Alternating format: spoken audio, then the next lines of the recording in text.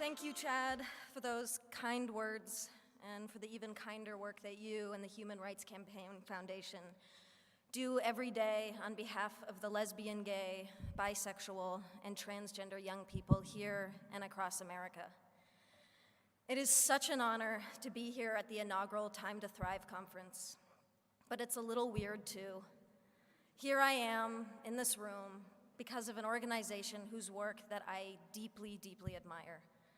And I'm surrounded by people who make it their life's work to make other people's lives better, profoundly better. Some of you teach young people. Some of you help young people heal and to find their voice. Some of you listen. Some of you take action. Some of you are young people yourselves, in which case it's even weirder for a person like me to be speaking to you. It's weird because here I am, an actress representing, at least in some sense, an industry that places crushing standards on all of us. And not just young people, everyone. Standards of beauty, of a good life, of success. Standards that I hate to admit have affected me. You have ideas planted in your head, thoughts you never had before, that tell you how you have to act, how you have to dress, and who you have to be. And I have been trying to push back, to be authentic, and to follow my heart, but it can be hard. But that's why I'm here, in this room. All of you, all of us, can do so much more together than any one person can do alone. And I hope that that thought bolsters you as much as it does me. I hope that the workshops you go to over the next few days give you strength, because I can only imagine that there are days when you've worked longer hours than your boss realizes or cares about just to help a kid who you know can make it. Days where you feel completely alone, undermined, or hopeless. And I know that there are people in this room who go to school every day and get treated like shit for no reason. Or you go home and you feel like you can't tell your parents the whole truth about yourself. And beyond putting yourself in one box or another, you worry about the future, about college, or work, or even your physical safety. And trying to create that mental picture of your life, of what on earth is going to happen to you, can crush you a little bit every day. And it is toxic and painful and deeply unfair. And sometimes it's the little insignificant stuff that can tear you down. Now, I try not to read gossip as a rule, but the other day, a website ran an article with a picture of me wearing sweatpants on the way to the gym. And the writer asked, "Why does this petite beauty insist upon dressing like a massive man?" Because I like to be comfortable.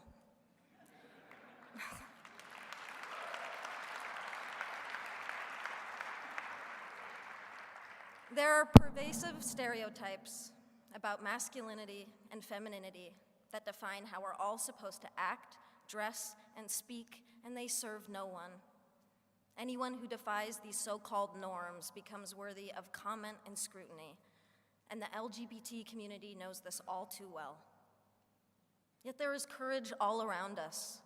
The football hero, Michael Sam, the actress, Laverne Cox, the musicians, Tegan and Sarah Quinn, the family that supports their daughter or son who has come out. And there is courage in this room, all of you. And I'm inspired to be in this room because every single one of you is here for the same reason. You're here because you've adopted as a core motivation the simple fact that this world would be a whole lot better if we just made an effort to be less horrible to one another.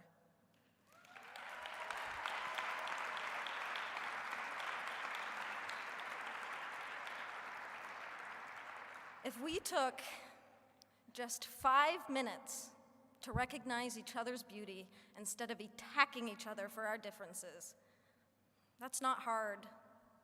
It's really an easier and better way to live. And ultimately, it saves lives. Then again, it can be the hardest thing. Because loving other people starts with loving ourselves and accepting ourselves. And I know many of you have struggled with this. And I draw upon your strength and your support in ways that you will never know. And I am here today because I am gay. And because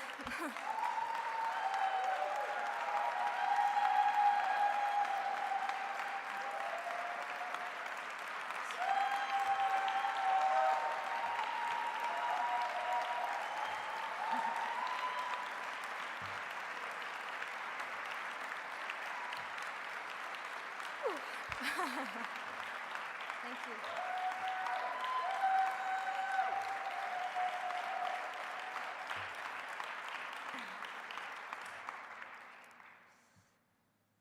And because maybe I can make a difference to help others have an easier and more hopeful time. Regardless, for me, I feel a personal obligation and a social responsibility. I also do it selfishly because I'm tired of hiding and I'm tired of lying by omission.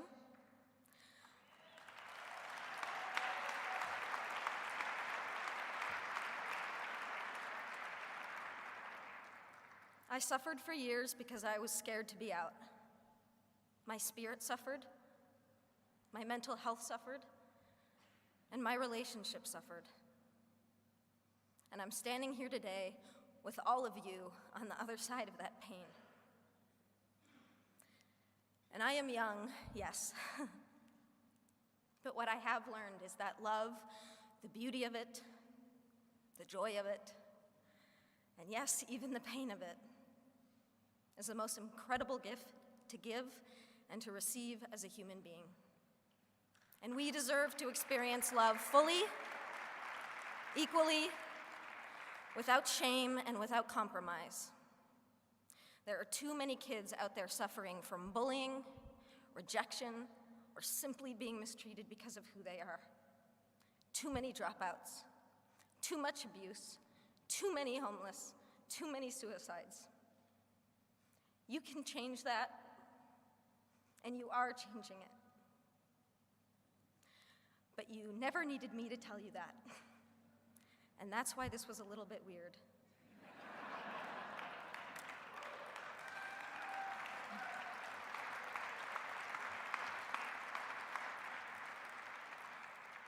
The only thing that I can really say is what I'm building up to,